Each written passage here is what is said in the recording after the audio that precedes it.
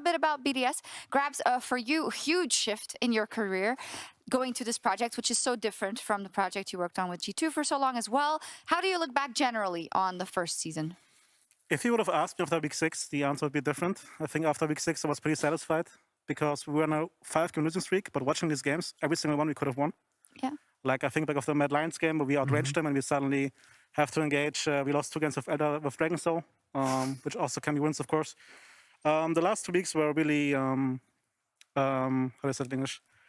Difficult? Deflating, I guess. Yeah. Not because of the games. Like, I don't care as much on stage, but I think the way my players reacted to being out of playoffs was something that I had to address with Duffman a lot in scrims.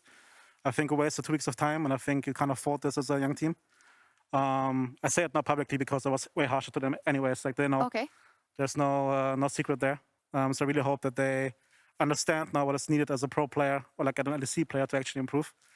Because I think, we just didn't do ourselves favors the last 2 weeks. How challenging or how different was it for you and Duffman to deal with players that are at the start of their journey and have to learn some of these things, like how to deal with defeat, how to deal with being knocked out of the LEC playoffs, for instance, even though, of course, some of them, of course, have played in the ERLs before, in comparison to kind of, I don't want to say the egos, but the very established players you played with before?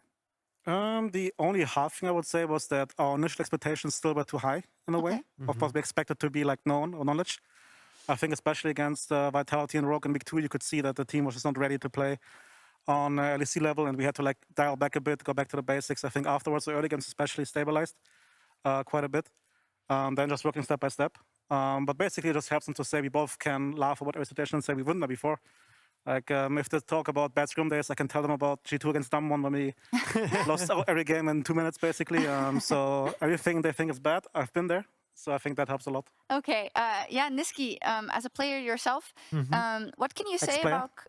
What? Not an ex-player, bro. Okay, Grabbz. Oh, my God. I mean, at least I'm in playoffs, so, yeah. you know.